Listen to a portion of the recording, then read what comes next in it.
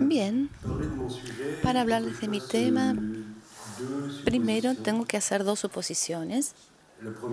La primera es que soy la persona correcta para hablar de los intelectuales franceses, lo que no es totalmente evidente en un comienzo, pero después voy a retomar este tema. La segunda es que en Argentina ustedes se interesan en lo que sucede en el plano intelectual en Francia. Para mí sucede algo, por eso decidí tomar este tema, pero no es tampoco evidente en un comienzo, porque si creemos en lo que dicen los medios de comunicación anglosajones sobre los intelectuales de Francia, nos dicen que están en plena decadencia. En realidad, este es un tema recurrente en los medios de comunicación anglosajones. Sí, les puedo, digamos, hacer un relevamiento de distintas variantes. ¿Sí? La novela francesa está en decadencia, el arte francés no le interesa ya a nadie, los centros de las vanguardias ya no están más en París, la cocina francesa no es más lo que era antes. Los vinos franceses están sobreevaluados. Bueno, todo esto existe, es cierto, pero lo que más recurrentemente vuelve es el tema de los intelectuales franceses que ya no producen nada bueno, que ya no están como a la altura de sus antepasados. Hubiera podido elegir muchísimos artículos, pero tomé uno muy significativo, que es de The Guardian, del 15 de junio de 2015, firmado por Sudhir Azare Singh, cuyo título es De la ribera izquierda a la deriva, ¿dónde fueron los grandes pensadores franceses? Les voy a citar algunos extractos significativos. La filosofía francesa, que le enseñó al mundo entero la importancia de la razón, con doctrinas audaces como el racionalismo, el republicanismo, el feminismo, el positivismo, el existencialismo o el estructuralismo, hoy en día ya no tienen nada más para ofrecer. La representación de Francia como un país agotado, alienado, corrompido por la herencia igualitaria de mayo de 68, incapaz de administrar a los inmigrantes musulmanes y defender sus propios valores, es un tema común defendido por los conservadores franceses. Entre las obras más vendidas figuran La identidad desdichada, de Alain Finkielkraut, de 2013, y El suicidio francés, de Eric Zemmour, de 2014. Esta sensibilidad mórbida, que no tiene verdadero equivalente en Gran Bretaña, a pesar de sus dificultades económicas recientes, se ha expandido igualmente en la literatura francesa contemporánea, tomando como modelo el libro de Michel Houellebecq, El mapa y el territorio, de 2010.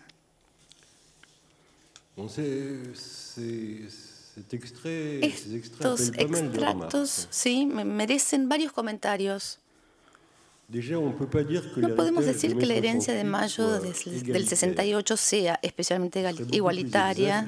Me parece más exacto decir que era libertaria y es otra cosa, ¿no es cierto?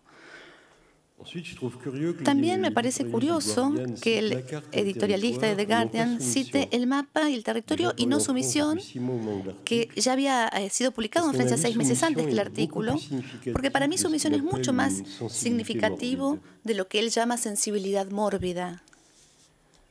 En tercer lugar, no me parece cierto que Gran Bretaña administre mejor que Francia a sus inmigrantes musulmanes. Se criticó mucho la oposición entre el modelo inglés, que reconoce la existencia de las comunidades, sus particularismos religiosos, ¿no? En contrapartida con el modelo francés, que rechaza todo esto, pero que dice ser republicano e integrador. En realidad, lo que yo puedo constatar es que casi hay tantos jóvenes provenientes de la inmigración, aunque no necesariamente, que parten a hacer la yihad en Siria o que hacen atentados tanto en Gran Bretaña como en Francia. Lo mismo sucede en Alemania, en Bélgica, en muchos países. O sea, para mí, lo que parece es que independientemente del modelo que se adopte, el resultado es más o menos el mismo. Otro comentario. ¿Sí? Bueno, supongamos que los intelectuales franceses no tienen ningún mérito, ¿sí?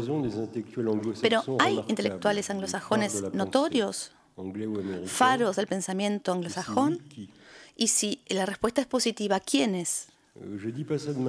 Y no digo esto con segundas intenciones malintencionadas. Me planteo realmente me hago realmente esta pregunta. No conozco estos intelectuales anglosajones notorios. Pero el punto que me parece más importante es que hay una especie de paradoja en ese artículo. El autor le reprocha a los intelectuales franceses estar en decadencia, pero la manera en que los intelectuales franceses están en su decadencia es afirmando que Francia está en decadencia. Entonces, esto quiere decir que los intelectuales franceses finalmente son bien considerados en Francia y vamos a tener un mensaje optimista, son brillantes. Es decir, si leemos bien este artículo, lo que se reprocha, ¿sí? Lo que le reprocha el editorialista de The Guardian es que no es que no sean mediocres, sino que sean pesimistas por un lado y que no sean más de izquierda. Entonces, en este espíritu, ser brillante, ser optimista y ser de izquierda son prácticamente tres sinónimos. Es posible, pero no es a priori evidente. Y ahora llego a mi tema principal, porque en muchos medios de comunicación franceses se esparció una idea que nos dice que los intelectuales franceses se pasaron a la derecha, que la derecha ganó lo que ellos llaman la batalla de las ideas. Y también otra idea, se diseminó, y es que el pensamiento de derecha es dominante en los medios de comunicación. Y, ¿qué podemos decir de esta situación? El segundo punto, que lo quiero decirlo desde el inicio, es una mentira total. Un examen objetivo de la situación no puede más que conducir a una conclusión, y es que la relación de fuerzas en los medios de comunicación entre la izquierda y la derecha está intacto. La izquierda siempre, en la mayor parte de los medios, está en posición dominante, y ello desde 1945. Lo único que se produjo es que algunas personalidades consideradas como de derecha, yo como novelista, Éric Zemmour, entre los ensayistas, tuvimos éxitos editoriales importantes, pero este éxito lo obtuvimos gracias al público de masas y a pesar de la hostilidad de los medios dominantes. La relación de fuerzas en lo que llamamos el cuarto poder, yo creo que con razón, porque es un poder, el de los medios, quedó incólume. Incluso desde hace una veintena de años que apareció en Francia, y me parece bastante particular, ¿sí? En particular en los medios de comunicación, pero en especial en el diario Le Monde, que es manifiestamente el órgano central de lo que se llama habitualmente lo políticamente correcto, pero que yo prefiero llamar el nuevo progresismo, y después les voy a explicar este término. En los años inmediatamente posteriores al 45 y sucesivamente, hace ya casi 20 años, los proletarios, los obreros, más generalmente los pobres, gozaban de un a priori favorable en los medios de comunicación de las élites, o sea que eran a priori considerados como respetables y sus puntos de vista parecían interesantes, y así se los consideraba.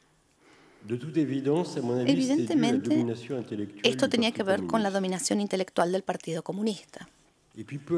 Y luego, poco a poco, después de 1968, esta dominación intelectual del Partido Comunista,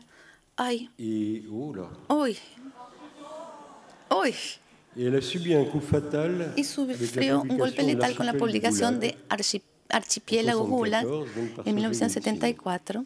Un libro que realmente cambió la historia del mundo.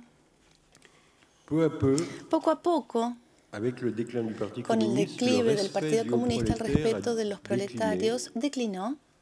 Y poco a poco vimos aparecer, desarrollarse lo que podríamos llamar una rebelión de las élites contra el pueblo.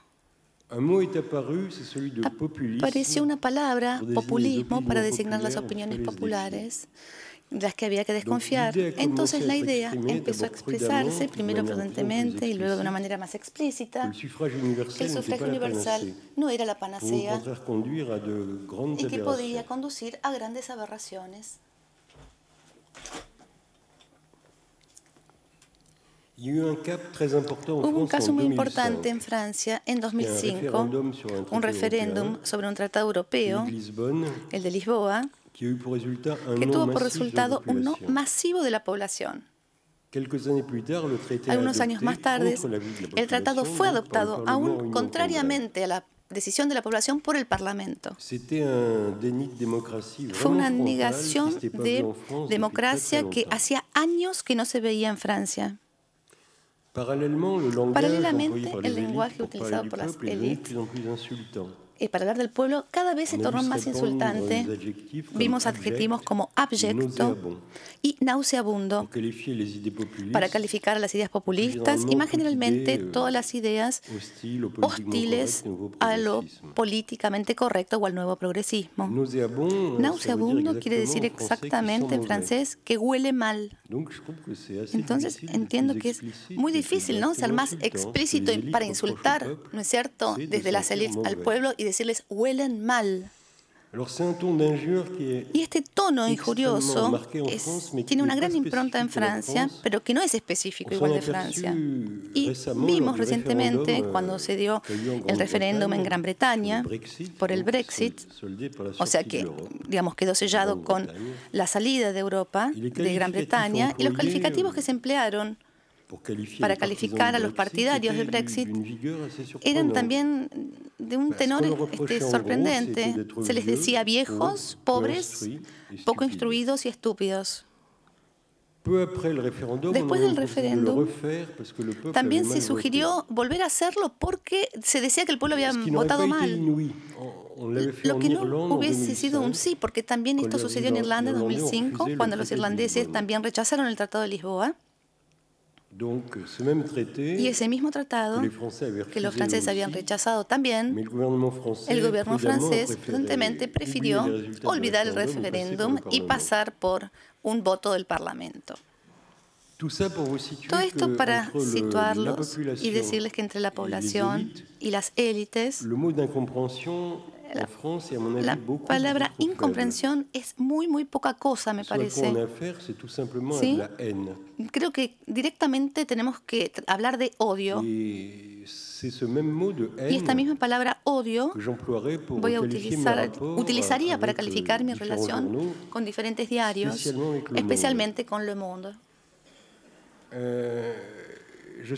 Digamos, soy consciente que la violencia de las relaciones que tengo con los medios franceses sorprende si lo ven desde el exterior, ¿no?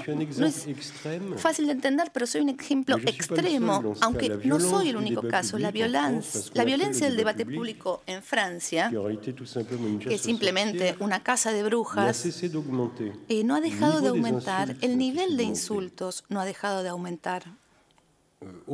Antes había una costumbre respetada en Francia, y creo que más o menos en todos los países funcionaba igual, y que era que uno no hablaba mal de alguien inmediatamente después de que esta persona había fallecido. Pero, sin embargo, en 2005 vimos la primera vez que este dique de contención cedió con la muerte de Guillaume Dustin. El odio que le mostraban los militantes de ACTA no se apaciguó y al día siguiente de su muerte lo atacaron en los diarios. Tuvimos un poco el mismo fenómeno este año con Maurice Dantec. Y conmigo sé que va a ser peor.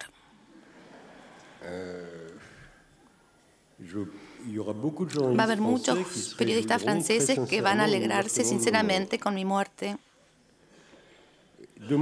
Por mi parte, no pierdo la esperanza de asistir en vida a la quiebra de varios diarios. Va a ser muy difícil porque en Francia, ustedes saben, a los diarios los financia el Estado. Y les digo así, me parece que es uno de los gastos públicos más injustificados y escandalosos en mi país. Pero bueno, no es imposible porque igual hay diarios que pierden muchos lectores en estos últimos años. En fin, todos los medios de comunicación de izquierda están en una situación difícil por pérdida de lectores. Y más recientemente, hace 5 años, cuando llegó al poder François Hollande, las cosas se endurecieron más y la violencia subió un escalón porque vemos ahora un fenómeno nuevo, improvisto, que empezó a producirse, y es que algunos intelectuales franceses como Alain Finkielkraut y Michel Onfray desertaron al lado de las élites para pasar al campo del pueblo. Entonces inmediatamente se los condenó al oprobio por todos los medios. Sí, pasaron a formar parte del grupo de los nuevos progresistas, donde ya también estaba Éric Zemmour y donde yo de vez en cuando les paso a hacer una visita. Un ejemplo para mostrarles que no soy el único caso. Hace 2 años pasó una cosa muy sorprendente. Hay muchas personalidades de izquierda de primer plano. Por ejemplo, el presidente de la Asamblea Nacional y un ministro declararon que las ideas defendidas por Éric Zemmour eran inaceptables y que habría que probarlo de toda tribuna pública para expresarse. Esto ya era sorprendente, ¿no?, como declaración. Pero lo más sorprendente es que los medios de comunicación, que son privados, le obedecieron al poder. Y Télé, que es el canal donde él tenía su programa, lo despidió. Sí, despidió a Zemmour. Esta especie de ataque a la libertad de expresión es tan frontal, digamos, tiene consecuencias tan lejanas, que hubo muchas protestas de personalidades de izquierda, pero esto no cambió en nada porque Éric Zemmour no recuperó jamás su puesto. Entonces, para que la izquierda, digamos, llegue allí, yo entiendo que es porque está en un estado de pánico total, porque tiene el sentimiento de estar arrinconada y de estar como en el horno, ¿sí? Cuando a los animales se los acorrala, se ponen malos y peligrosos. Tengo otros ejemplos, ¿sí? Un ministro de Educación de la Nación calificó a un grupo de intelectuales que criticaban su reforma educativa. Les decía pseudo-intelectuales. Yo mismo, después de que publiqué su misión, también el primer ministro me atacó con mucha violencia, en términos realmente violentos. Entonces, le respondí y le dije que era un retrasado mental de nacimiento. Y un poquito más tarde, este mismo primer ministro dijo de Michel Onfray, quien había perdido el norte, que estaba a la deriva, ¿no? Y Michel Onfray lo trató de cretino. Entonces, esto es para mostrarles que creo que hay un nuevo tono en el diálogo. Y podríamos preguntarnos, ¿no? ¿Es cierto que los intelectuales franceses se hayan masivamente pasado a la derecha y se hayan tornado reaccionarios? Yo creo que hay que examinar los principales acusados, los 4 principales acusados, ¿sí? Y lo que realmente han dicho en términos de posición política. Veamos. Alain Finkielkraut nos recuerda que votó por Mitterrand y que ahora no, digamos, se niega a sostener a un político o a un partido. Michel Onfray dice seguir siendo de izquierda. La izquierda actual no corresponde a su propia visión de la izquierda, ni los partidos de extrema izquierda, ni la izquierda que gobierna tampoco. Así que intenta de contar en sus distintos libros lo que debería ser la izquierda para él, pero hay que decir que en cuanto a la oferta política que tiene alrededor, no es lo que él pretende. Sobre Éric Zemmour, bueno, no tiene ninguna simpatía por la izquierda, nunca la tuvo en su vida, pero cuando le preguntan, él dice que no apoya ningún partido político ni tampoco quiere decir por quién piensa votar. Y yo, cuando me preguntan, me declaro partidario de la democracia directa, o sea, del referéndum de iniciativa popular. Me declaro hostil a la democracia representativa, no quiero elegir representantes y estoy muy decidido a no votar en las elecciones, sea por quien sea. Entonces, este giro a la derecha de los intelectuales franceses, no, yo no lo veo tan claro. La verdad, para mí, es que abandonaron la izquierda, pero sin unirse a la derecha. O sea, encontraron algo que casi ya ni se acordaban que existía, ni el concepto de qué consistía, que es la libertad de pensamiento. Un paréntesis que les haría es que parece normal que los intelectuales sean libres. Yo esto lo creo. Sí, me parece totalmente contradictorio querer intelectuales y al mismo tiempo querer que ellos tengan que saber a qué conclusiones llegar cuando tienen que votar.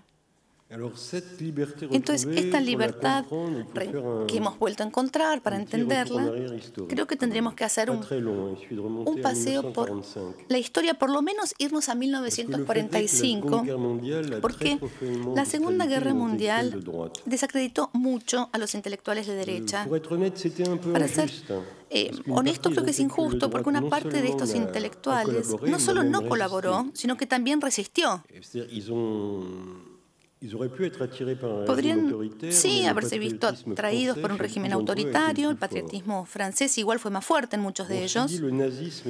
Pero el nazismo fue tan espantoso que la derecha finalmente se encontró completamente desacreditada y a partir de 1945 la integralidad del poder intelectual en Francia recayó en manos de la izquierda. Vuelvo a esta noción de declive, porque para decir si hay declive o decadencia o no, hay que ver un poco lo que nos antecedió. Creo que todo lo que les acabo de decir objetivamente es cierto, es verificable, pero ahora les voy a dar mis opiniones personales. Inmediatamente después de 1945, durante muchos años, quienes constituyeron la cuña intelectual en Francia eran Sartre y Camus. Ambos obtuvieron el premio Nobel y todas sus posiciones eran inmediatamente seguidas. Sí, eran como verdaderos maestros del pensar.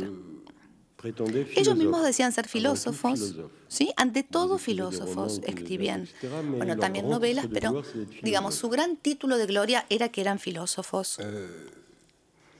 En la acepción clásica del término, que yo comparto, un filósofo es alguien que produce un discurso dominante sobre el mundo general, un discurso que puede integrar todos los conocimientos que el ser humano tiene o que pudo adquirir sobre el mundo, en particular todos los conocimientos científicos.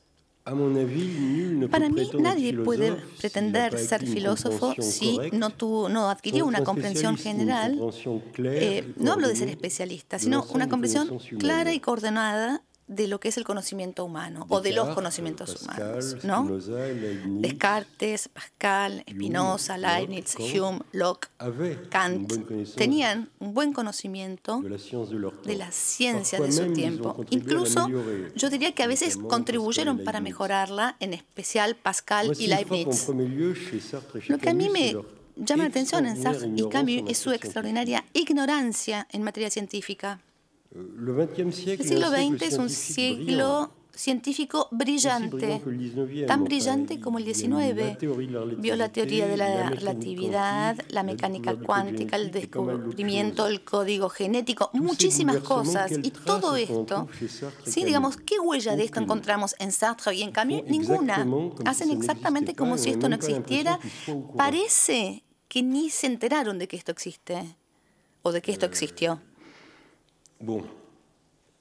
Sartre ne vaut pas grand-chose de plus que Camus, on a vu sur le plan intellectuel, mais il y a un échelle de très spécifiquement parece que vale gran cosa. Camus era más intelectual, pero hay como una brutalidad, una ausencia de empatía. Sí, el libro que le dedicó Sartre a Baudelaire es malísimo, está lleno de incomprensión de lo que es la poesía francesa. Hay otra cosa que también choca mucho en Sartre, que es su odio a sí mismo, sin duda justificado en lo que lo concierne, pero el problema es que este mismo odio se lo infundió a todos sus lectores, o sea que un odio a sí mismo occidental, un masoquismo autoacusador que marca nuestras relaciones con nuestras excolonias en particular y que viene directamente de Sartre. Es el real inventor del racismo antiblanco. Y es lamentable decir que este fenómeno que tuvo consecuencias desastrosas, muy bien analizadas en el libro de Pascal Bruckner, en el fondo es un origen mínimo, ¿sí? El odio a sí mismo experimentado por Sartre. Igual, bueno, Sartre y Camus duraron casi 20 años. Luego vino un periodo confuso, podemos decir un periodo del 68, donde los filósofos que estaban de moda eran Derrida, Deleuze, Lacan y Foucault, gente muy diferente de sus predecesores, muy diferentes entre ellos, pero que igual tienen todos un punto en común, que es la ignorancia en materia científica. Otra vez. En Derrida, en Deleuze, en Lacan, se disimuló por fórmulas misteriosas y vacías, una especie de verborragia pseudopoética. En Lacan es un poco más ingenioso, hay fórmulas matemáticas. Es como bonito, finalmente, lo que hizo. Pero, para ser honesto, aunque el estilo sea diferente, para mí el único punto en común es que yo trato de leerlos y nunca les encontré un sentido en lo que escribieron. Cuando se leen páginas y páginas sin encontrar en ellas un sentido, uno puede decirse que uno es un boludo. Y me lo dije, ¿eh? Sí, me lo dije. Poco a poco me vino otra idea y es que tal vez no haya sentido en esas páginas. Que estamos frente a charlatanes y a chantas simplemente, ¿no? Así que bueno, no lo decidí, pero creo que me parece que estoy más del lado de la segunda hipótesis, ¿no? Y estos autores de la segunda generación tuvieron mucho éxito en las universidades estadounidenses y por eso no estoy de acuerdo con los medios de comunicación anglosajones. No entiendo su admiración por los autores de la French Theory, como ellos la llaman, y la reverencia. Pasemos a la generación siguiente, que es la mía. Los intelectuales aquí renunciaron a disimular, o sea, siguen siendo ignorantes desde el punto de vista científico y tienen poco contenido, pero por lo menos decidieron renunciar a disimular esta ausencia de contenido, o sea que ya no quieren producir ningún pensamiento nuevo y renunciaron a toda ambición filosófica. Los intelectuales hoy son observadores, comentadores comprometidos de los hechos sociales y de la actualidad, de los grandes eventos que suceden en la sociedad en el mundo. Son más o menos agradables para leer, más o menos simpáticos, más o menos... Pero, bueno, no son filósofos. Y esto, la verdad, es una tranquilidad, les diría yo.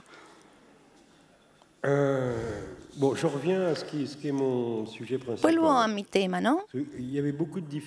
Había muchas diferencias, como les dije, entre Sartre, Camus, los intelectuales de la French Theory, pero hay un punto en común.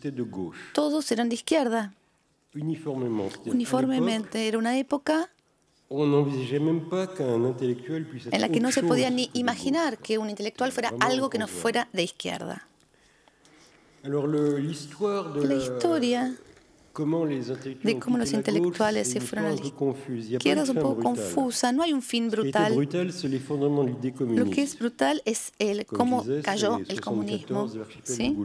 Como les dije, con el archipiélago Gulag en el 74. Pero la izquierda igual ha intentado, como pudo, perseguir su ruta y se convirtió en el liberalismo económico. O sea que hay fisuras, ¿sí? Y la gente empezó a darse cuenta. El primer artículo interesante es de Guy Scarpetta en 1999 en Art Press y se llaman Los Nuevos Reaccionarios. Pero lo que realmente hizo que el tema pase al debate público es un librito que tiene unas 70 páginas, publicado en 2002 por Daniel Lindenberg, que se llama La llamada al orden, y el subtítulo Informe sobre los nuevos reaccionarios. Es un título que me genera como algo raro, ¿no? Esto de esta llamada al orden, ¿sí? El autor quería decir que los nuevos reaccionarios intentaban hacer una llamada al orden. Yo la impresión que tuve cuando leía era que me hablaban a mí y me decían que yo tenía que volver al orden, ¿sí? O sea, usted se olvidó de ser de izquierda, ojo, vuelva y revierta este olvido.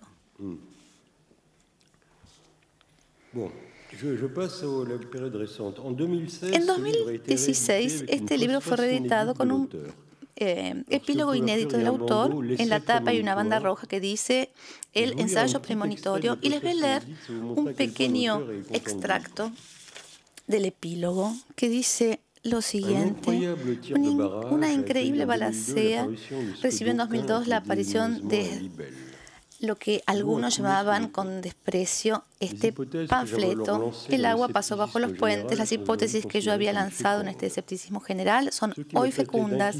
Los que me trataban de inquisidor o de fabulador son los primeros que descorchan las botellas de champán para celebrar su victoria en la guerra de las ideas.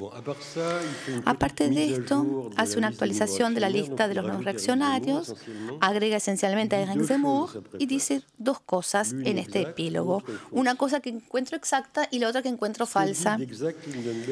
¿Qué dice exacto? Que su libro recibió una mala recepción, no tuvo mala recepción en 2002. Se le reprochaba haber mezclado todo y reagrupar con este nombre de nuevos reaccionarios a gente cuyas opiniones no tenían nada que ver.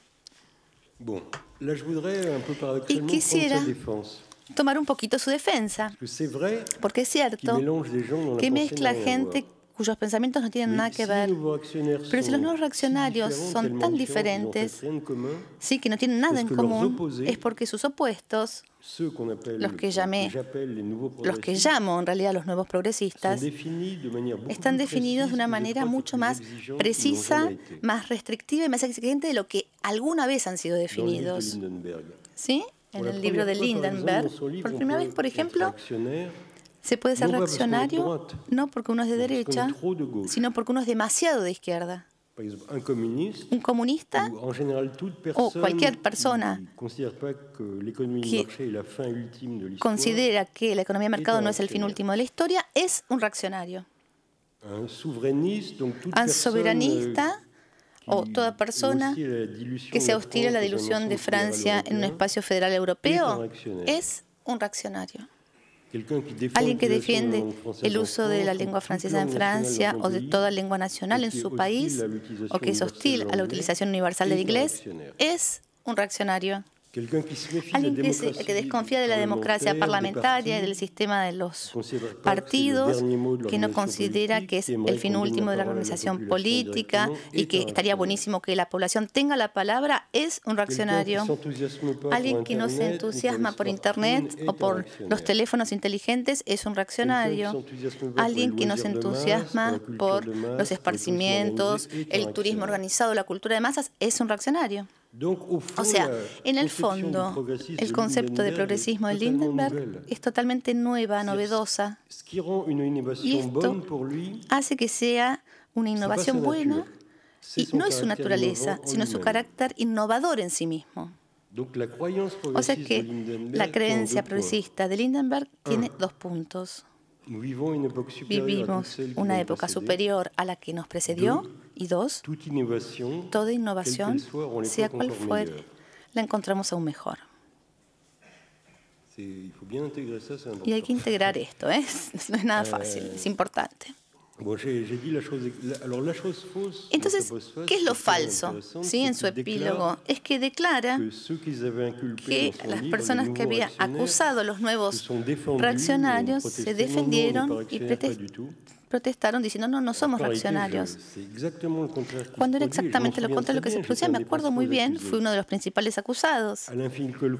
Alan Finkielkraut estaba feliz de estar en el mismo grupo de gente porque le encantaba lo que escribían los demás. Y cuando yo le hablaba de esto, me dijo, esto es un Dream Team. Sí, para contarles cómo se sentía en ese momento, ¿no? Philippe Murray, que yo ya lo conocía, también estaba feliz porque le parecía que no vendía muchos libros y que por contagio sus tiradas iban a aumentar. Y yo estaba también feliz porque me ponían con gente que no había leído, pero bueno, que se los consideraba como gente seria, austera, ¿no? Como Marcel Gauchet, como Pierre Manon. Eran gente que por lo menos dan serio en Francia. En fin, todo el mundo estaba contento. Todos los nuevos reaccionarios estaban contentos. Y en el fondo, esta es la gran sorpresa del libro de Lindenberg. La verdadera novedad, o sea, ser calificado como reaccionario no le daba más miedo a nadie. Sí, o sea, que el poder de intimidación de la izquierda, nuestras mentalidades, había muerto. Y esto era realmente novedoso.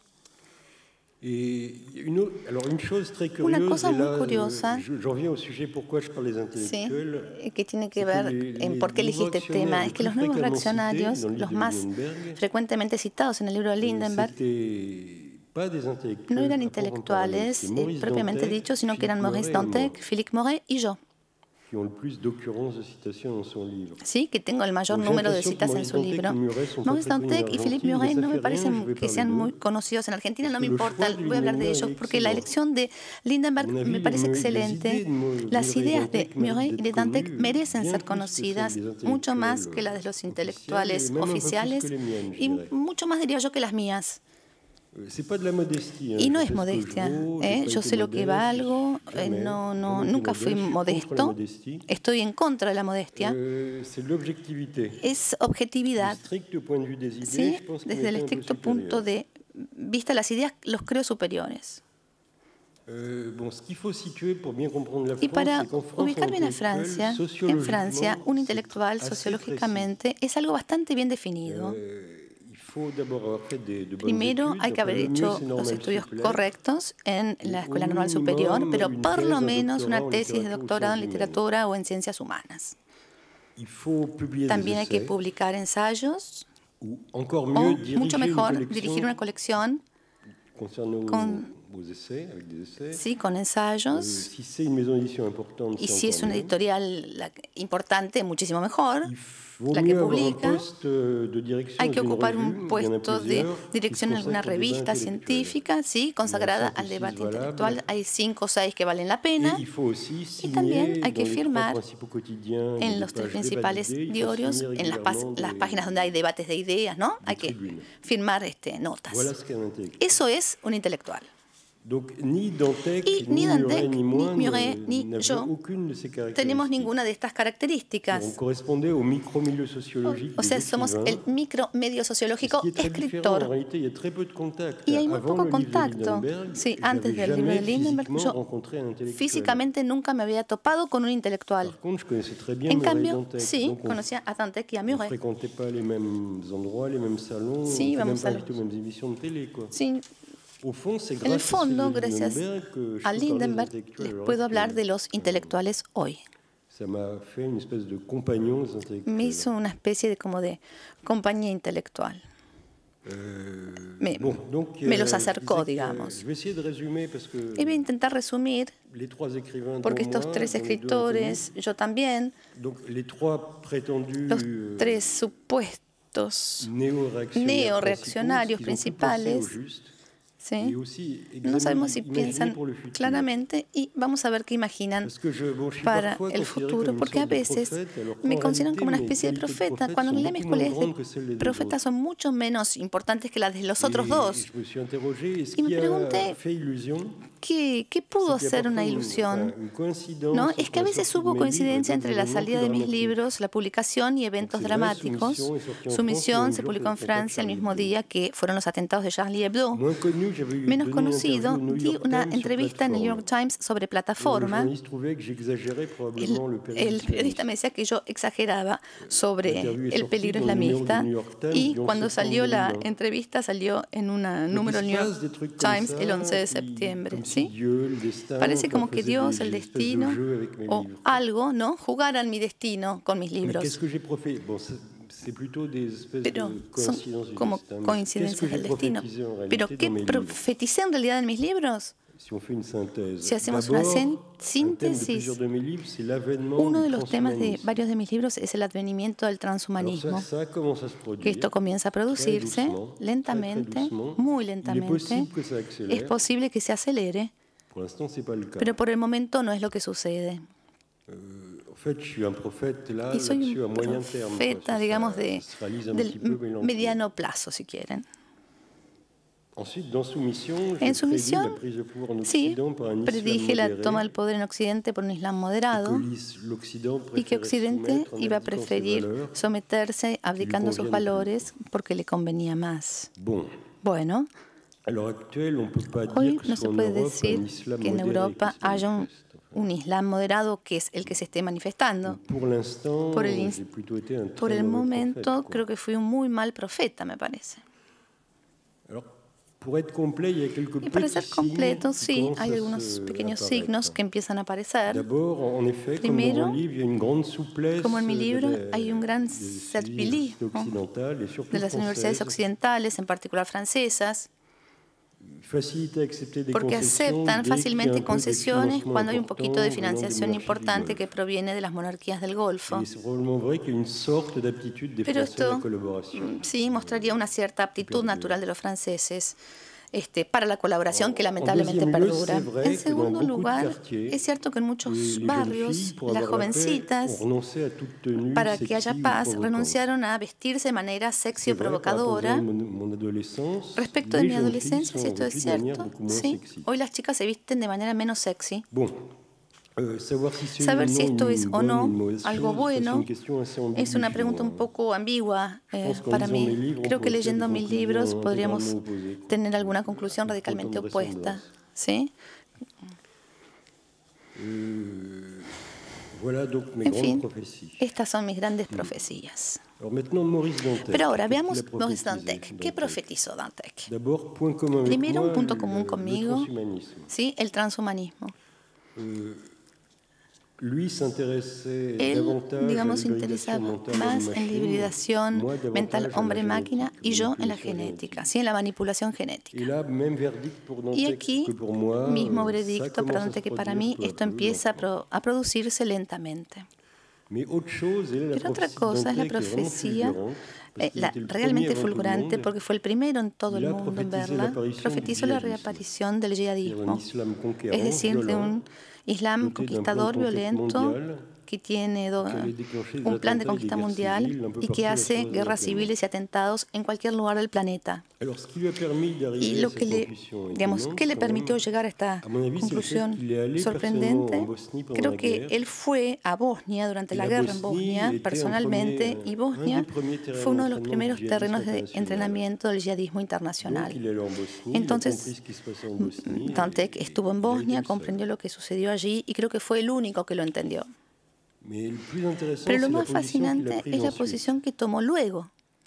La posición de nuestros gobiernos, europeos y franceses en particular, es: vamos a vencer porque nuestros valores son los más fuertes, el laicismo, la democracia, el liberalismo, los derechos humanos, ¿no? Etcétera. Y además, no lo decimos mucho, pero tenemos las mejores armas, ¿no?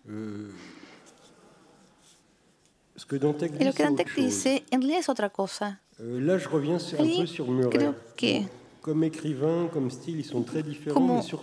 vuelve un poco a Muret, ¿sí? Porque son distintos como escritores, pero en este punto se encuentran. Les voy a citar un texto de Muret en 2002, de una ironía muy negra que se llama Queridos yihadistas. Les voy a leer un pedacito. Queridos yihadistas, teman la ira del hombre en Bermudas, teman la furia del consumador, del consumidor, del viajero, del turista, de quien vacaciona en su casita rodante. Ustedes nos imaginan cómodamente despatarrados en nuestros placeres y ocios. Y bien, lucharemos como leones para proteger nuestro reblandecimiento. Y en otro momento también se burla de Salman Rushdie y dice: quieren sacarnos las mejores cosas de la vida, nuestros sandwichitos de jamoncito y las minifaldas. En otro momento habla del diario Le Monde y en vez de llamarlo diario de referencia, lo llama diario de reverencia o diario de deferencia. En fin, es un poco su estilo. Y Dantec, Maurice Dantec, que tiene muchas más poesía, se define como un combatante cristiano y sionista. ¿Sí? Lisa y llanamente. Y lo que le pide a los occidentales es a volver a aquello de lo que los yihadistas los tachan, y es volver a ser cruzados. Lo que pasa es que se necesita un poder espiritual, como la cristianidad o el judaísmo, para poder ser capaz de luchar contra otra potencia espiritual como el Islam. Y esta es una idea que me parece que sí habría que analizarla, el hecho de que un poder espiritual no sea vencido jamás por algo que no sea otro poder espiritual. Y les voy a intentar decir lo que pienso, pero ahí tengo que hacer un regreso al pasado. Estuve leyendo la historia de los girondinos de Lamartine, que es una historia de la Revolución Francesa. Y hay dos cosas que llaman mucho la atención en la historia de la Revolución Francesa contada por Lamartine. Primero, es la fe que tenía el revolucionario francés. Los actos de heroísmo que cuenta son completamente locos, dementes, y esto le permitió vencer a toda Europa entera que estaba coalicionada contra Francia, y adentro, aparte del territorio, había guerras civiles. Y entonces, nosotros, en estas democracias liberales del siglo XXI en Francia, tenemos aún esta misma fe republicana, la de aquellos revolucionarios. Yo creo que si hago la pregunta, ya tengo la respuesta. Hay otra cosa que también llama mucho la atención en este libro de Lamartine, es la crueldad de los revolucionarios franceses. Podemos entender que Joseph de Maistre haya considerado la Revolución Francesa como una manifestación satánica. Cada 4 o 5 páginas como máximo hay por lo menos alguna cabeza cortada que está siendo paseada en una pica. Todo el tiempo. Es como una especie de decorado constante, horrible. La historia más horrible tal vez es la de la princesa de Landal. Hay un, digamos, amotinado, un rebelde que tajió su vulva y que se hizo una falsa barba con ella. O hay niños que tienen que cavar la tumba de sus padres. Hay cabezas que se usan para jugar a los bolos. Si hay una cabeza que cae de la guillotina, el ayudante del verdugo la agarra y la bofetea frente a la aclamación del público. Entonces, al lado de los revolucionarios franceses, nos parece que los yihadistas son como civilizados, ¿no?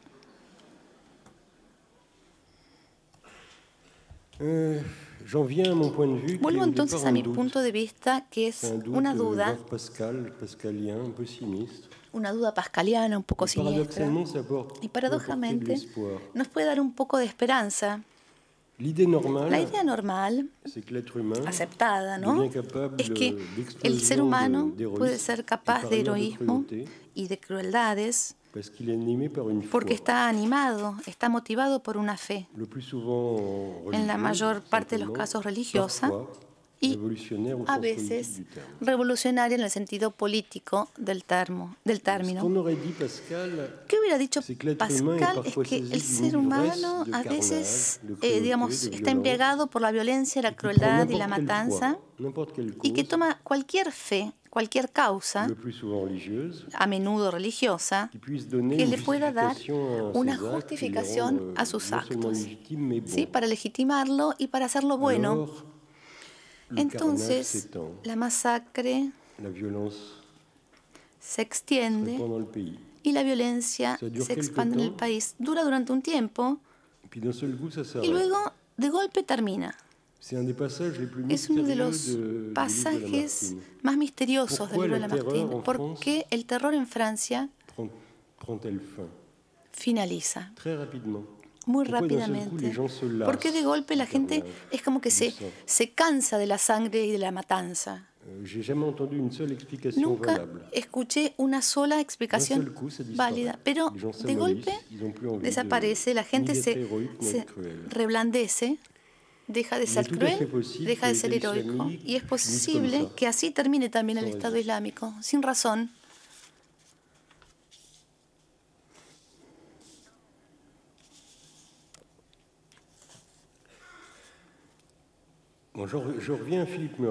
Vuelvo a Philippe Muret, ¿sí? De este mundo cruel, contrariamente a Dantec, él nos habla mal, nos habla muy poco de las escenas de guerra, pero bueno, la verdad es que murió demasiado pronto, habla más vale de un mundo occidental, fatigado, mullido, temeroso, pero ahí también sus profecías tienen una exactitud fulminante. Antes de hablarles de Philippe Muret, les quiero leer un pasaje de Tocqueville, un poco por placer, pero también porque genera un vínculo con lo que después les quiero contar. Es un pasaje de Tocqueville que voy a citar. Si quiero imaginar bajo qué nueva apariencia podría producirse el despotismo en el mundo, veo una multitud innumerable de hombres semejantes e iguales que giran sobre sí mismos sin descanso para procurarse pequeños y vulgares placeres con los que colman su alma. Cada uno de ellos, echado al margen, es como un extraño para el destino de los demás. Para él, sus hijos y sus amigos particulares forman toda la especie humana. En cuanto al resto de sus conciudadanos, está a su lado, pero no los ve. Los toca, pero no los siente. No existe más que en sí mismo y para sí mismo. Y si bien todavía le queda una familia, como mínimo se puede decir que ya no tiene patria. Por encima de esto se alza un poder inmenso y tutelar que se encarga él solo de asegurar sus placeres y vigilar su suerte. Es absoluto, minucioso, regular, previsor y benigno. Se parecería al poder paternal si, al igual que éste, tuviese por objeto preparar a los hombres para la edad viril, pero por el contrario no intenta más que fijarlos irrevocablemente en la infancia. Quiere que los ciudadanos disfruten con tal de que solo piensen en disfrutar. Trabaja de buena gana para la felicidad de ellos, pero quiere ser su solo agente y su único árbitro. Asume su seguridad, prevé y asegura sus necesidades, facilita sus placeres, dirige sus principales asuntos, gobierna su industria, regula sus sucesiones, divide sus herencias. ¿No podría privarlos por completo de la dificultad de pensar y la pena de vivir? Esto se publicó en 1840, en la segunda parte de la democracia en América. Me parece vertiginoso. Desde el punto de vista de las ideas, este pasaje creo que contiene toda mi obra escrita. Le agregaría una cosa, y es que el individuo que en Tocqueville todavía tiene un amigo y una familia, en mi universo ya no lo tiene más. O sea que el proceso de atomización que él describe alcanza su punto último, su punto final. Siempre en el plano de las ideas, este pasaje contiene casi toda la totalidad de la obra escrita de Philippe Muret. Philippe solo le agregó una cosa, y es que este poder, que no es el poder paterno, él lo identifica como el poder materno. Entonces, los tiempos nuevos, anunciados por Philippe Muret, implican o traen la reaparición del matriarcado con una nueva forma, que es una forma estatal. O sea que el ciudadano, digamos, el Estado los mantiene a los ciudadanos en un estado de infancia perpetua, y el primer enemigo que intenta erradicar la sociedad occidental es la edad viril. Y en este plano, la evolución en Francia desde la muerte de Muret, y en particular desde que los socialistas llegaron al poder, confirmó sus profecías a un punto alucinante, ¿sí? Tanto que aún él se hubiera sorprendido. Por ejemplo, en Francia es el segundo país, después de Suecia, ¿no?, que han penalizado la prostitución. Esto creo que le hubiera costado entenderlos. En fin, lo hubiera podido prever, pero no sé si tan pronto, ¿no? y tan rápido. Para decirles lo que yo creo que la prostitución es como abolir uno de los principales pilares del orden social. Es tornar imposible el matrimonio, y sin la prostitución como correctivo el matrimonio se desmorona, la familia también y la sociedad también por razones demográficas. Entonces abolir la prostitución es uno de los aspectos del suicidio europeo. Simplemente. Entonces, en estas condiciones, pienso que podemos predecir un gran futuro con una fórmula un poco más antigua que resurge del medioevo, desde el siglo VII, y es el Islam fundamentalista. Es cierto que por el momento los eventos no me acompañan, pero mantengo mi profecía porque el yihadismo va a tener un final. Siempre terminamos agotándonos de la masacre y del suicidio. Por el contrario, la progresión del Islam no está más que en sus inicios, porque la demografía la acompaña al Islam, y Europa, que deja de ser niños, está en un proceso de suicidio, y no es un suicidio blanco, nos equivocamos. Cuando tenemos una tasa de reproducción de 1,3 o 1,4%, las cosas suceden muy rápidamente. En estas condiciones, creo que todos los debates que llevan adelante los intelectuales franceses sobre el laicismo, el Islam, etcétera, no tienen ningún interés. No tienen para nada cuenta del único factor pertinente, que es el estado de la pareja y de la familia. En un sentido, no sorprende que las únicas personas que en los últimos 20 años hayan pronunciado un discurso interesante sobre la sociedad no sean intelectuales profesionales, sino gente que se interesaba en la vida real de los seres humanos, que crean personajes humanos, y son los novelistas, los escritores.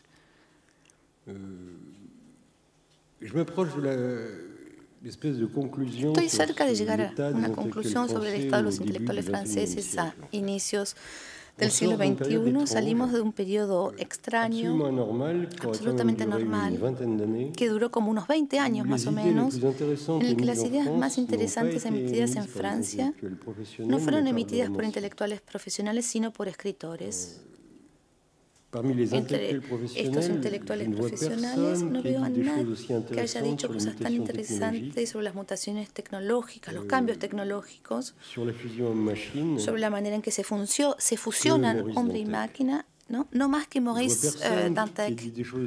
Nadie ha dicho cosas tan importantes sobre esta desvirilización, sobre esta especie de buen humor obligatorio y generalizado, que no haya sido justamente Philippe Muret.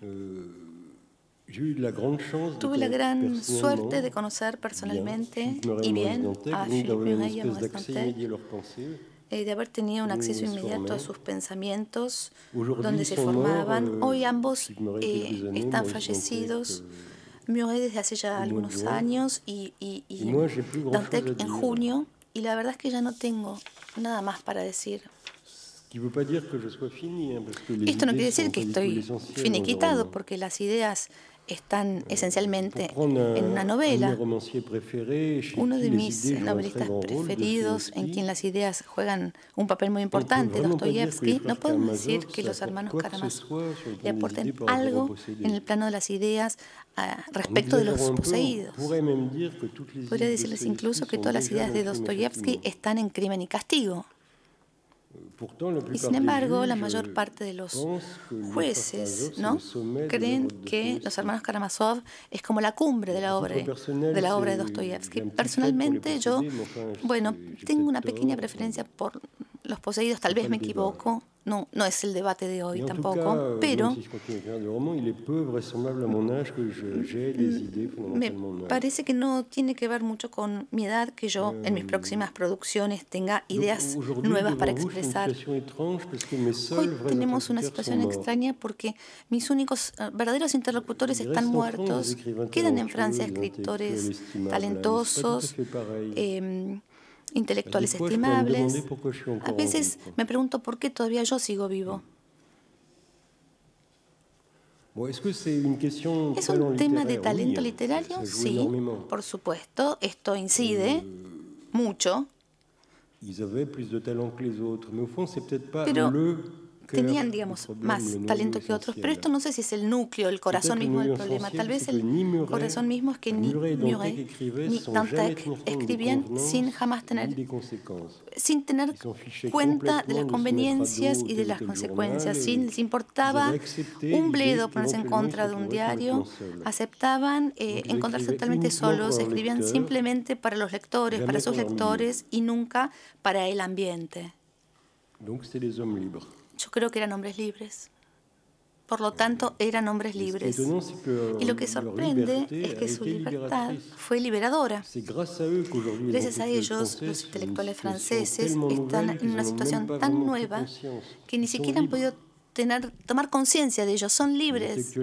Los intelectuales franceses son libres porque están liberados como de las cadenas o del yugo, si quieren, de la izquierda. Y también son libres porque no sufren más, o por lo menos menos, la fascinación, casi como si fuera un gualicho, ¿sí?, que se operó sobre sus predecesores y que ejercieron los grandes pensadores del siglo precedente. Yo diría que las vacas sagradas han muerto. El primero que desapareció como horizonte insuperable fue Marx. Poco después fue Freud. No pasó totalmente todavía con Nietzsche, pero puede pasar. Creo que no demasiado tiempo, no falta tanto, y voy a ser optimista. O sea, no podemos decir que los intelectuales franceses se hayan liberado.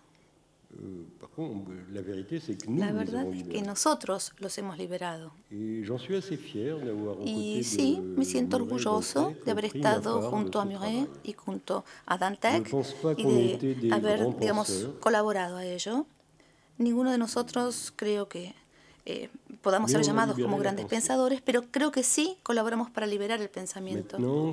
Y ahora le toca a los intelectuales pensar y producir un pensamiento nuevo si finalmente son capaces de hacerlo.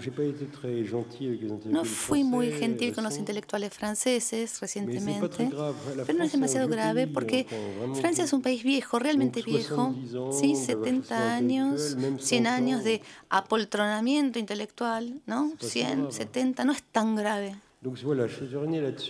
Y termino aquí, y esto no lo digo solo porque está bueno, digamos, terminar con optimismo, sino que creo en el futuro del pensamiento en Francia. Esta es mi conclusión.